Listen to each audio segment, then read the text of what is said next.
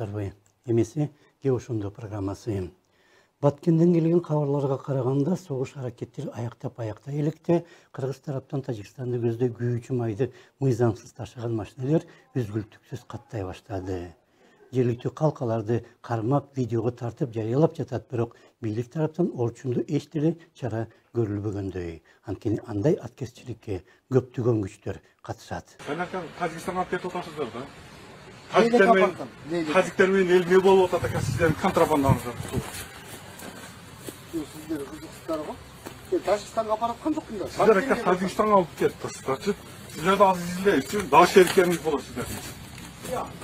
Сиздердин дагы шериктериңиздер болот экенчи. Эл эме болуп атат, канча адам өлүп атат, канча военныйлар.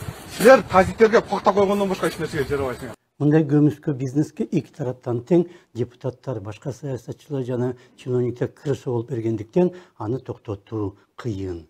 Мамлекеттик казынага түшө турган салык жеке чөнтөккө бурулуп жаткандыктан андайлар кимде болбосун сатып ала алат. Мындай аракеттерге банги заттарын алып өтүү дагы кошулгандыктан эмне үчүн чек аралар 30 жылдан бери такталбай келатканын түшүнсө болот. Банги заттар жашырылып, чек ара аркылуу тымызын ташылса, күйүүчү май жүктөлгөн бензовоздорду антип жашыра албайсың. Ошондуктан алар чек ара аркылуу ачык эле өтөт. Бара турган дареги гана кагаздарда башкача жазылат. Чек ара көзөмөлү дээрлик жок болгондуктан болсо, ал машиналар ошол кагазда жазылган жерге жеттиби же орто жолдон кошуна мамлекетке бурулуп кеттиби эч ким текшербейт жана текшере да албайт. Дагы бир маселе, Кыргызстан ЕАЭП Евразиялык экономикалык бирикмеге мүчө болгондуктан күйүүчү майды Орусиядан төмөндөтүлгөн баа менен алат. Ошондуктан катардагы жапайы ишкерлер менен жогорку тепкичтеги саясатчыларга чейин баары андай майды кошуна өлкөгө өткөрүп сатууга кызыктар. Алар баары эки мамлекетти тең карактап жатат десе болот. Бирок эч ким аны токтотууга да кызыктар эмес. Вот мы являемся членами биз ЕАЭПтин мүчөсүбүз. Биздин чек арага көзөмөл коюлган жана такай мониторинг болуп турат. Евразиялык комиссия текшерет, маркировка салып атат, фитосанитардык текшерүү бар. ГЛОНАССка чейин киргизилип жатат. Тажикстан болсо мамлекеттик деңгээлде аткезчилик жасайт. Сейчас хотят они внедряются, да. А Таджикистан это страна, которая занимается контрабандой на государственном уровне. На государственном? Да.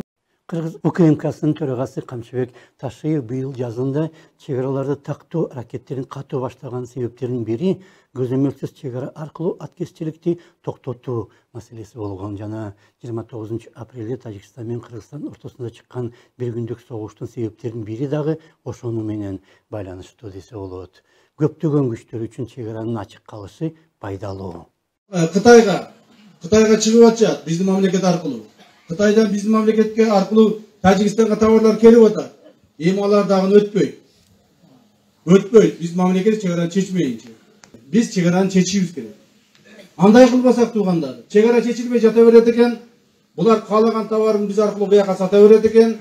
Биз аркылуу каалаган товарын ала берет экен. Биз орто жолдо монтип, же чек ара чечилбей, постоянно монтип ызычуу болуп, уруш талаш болуп отура берет экен. Дагы бир маселе, Евразиялык экономикалык бирикмеге мүчө болуп кирүүгө Тажикстан жетекчилигинин көп кызыкпай жатканы.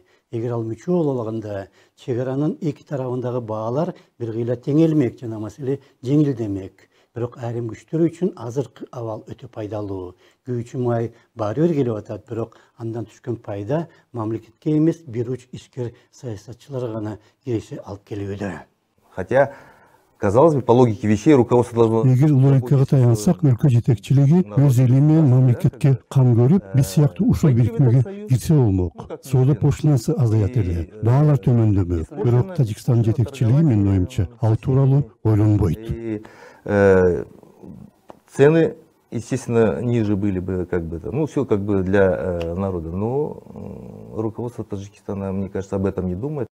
Мындай абалдан Кыргызстан өзгөчө жапа чегүүдө десе болот, анткени ал ачыктан ачык каракталууда. Ке ошондо саламат калыңыздар.